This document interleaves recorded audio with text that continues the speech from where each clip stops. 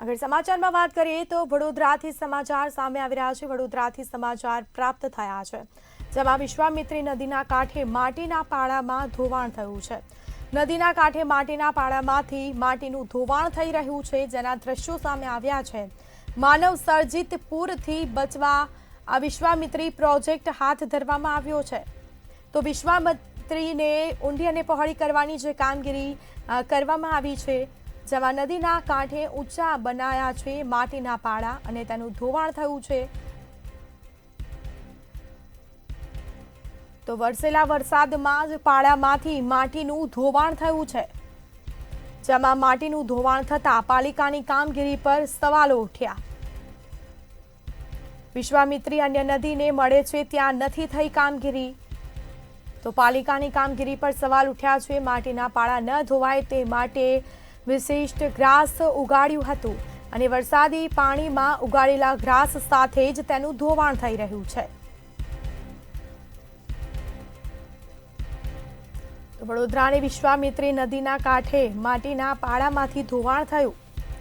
નદીના કાંઠે માટીના પાડામાંથી માટીનું ધોવાણ થઈ રહ્યું છે, જેના દ્રશ્યો જોવા મળ્યા છે। તો માનવ સર્જિત પૂરથી બચવા આ વિશ્વામિત્રી પ્રોજેક્ટ હાથ ધરવામાં આવ્યો છે। કોઈર અને વેટીવર ગ્રાસ એની કામગીરી ચાલુ છે। લગભગ 50,000 સ્ક્વેર મીટર જેટલી કામગીરીની પૂર્ણ કરેલ છે।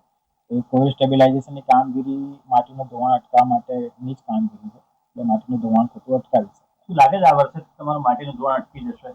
કોઈર સ્ટેબિલાઇઝેશનની કામગીરી જે માનવ અધિકાર આયોગની કમિટી ફોર્મ થયેલી છે, જે પર્યાવરણવિદ છે રોહિત પ્રજાપતિની આબેન સર્વતે, એ કમિટીના માર્ગદર્શન હેઠળ જ આ બધી કામગીરી કરવામાં આવે છે। વિશ્વામિત્રીની પણ કામગીરી તેઓના માર્ગદર્શન એમની વિઝિટો દરમિયાન એમના સલાહ સૂચન મુજબ જ આ કામગીરી કરેલ છે અને વેટીવર ગ્રાસ અને કોઈર સ્ટેબિલાઇઝેશનની કામગીરી પણ એ રીતે ધોવાણ અટકાવવા માટે કરવામાં આવે છે। વેટીવર ગ્રાસથી અત્યારે તમને લાગે છે કે આ વર્ષે એની ઇફેક્ટ થઈ જશે?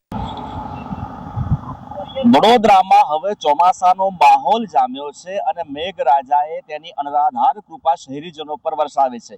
વરસાદના આનંદ સાથે સાથે વડોદરા નાગરિકોને હવે ફરીથી એક ભય સતાવી રહ્યો છે અને એ ભય છે માનવ સર્જિત પૂરનો।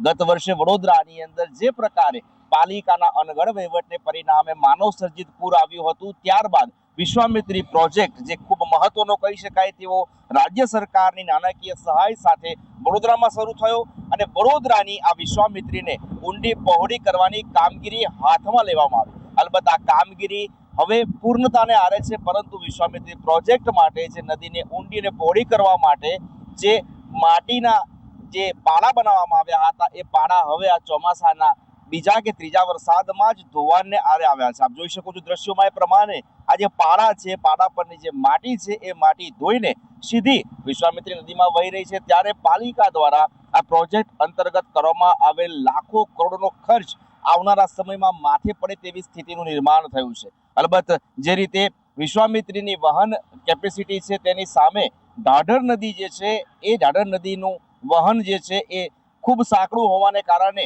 શહેરમાં ફરીથી પૂરની પરિસ્થિતિ નિર્માણ થાય તેવી શક્યતા છે।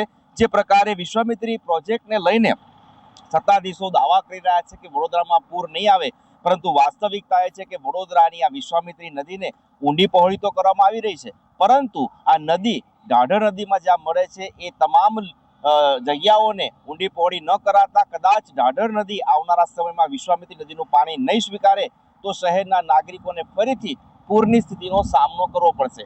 હાલ તો આજે માટીનું ધોવાણ થઈ રહ્યું છે, તે બાબતે પણ પાલિકાના સત્તાધીશો ચિંતા કરે એ જરૂરી છે, અન્યથા આવનારા સમયમાં આ નદીનું પાણી પૂર સ્વરૂપે વડોદરા શહેરના અનેક વિસ્તારોમાં ફરી વળશે। કેમેરા પર્સન મિલિંદ મેલે સાથે તુષાર પટેલ, મંતવ્ય ન્યૂઝ, વડોદરા।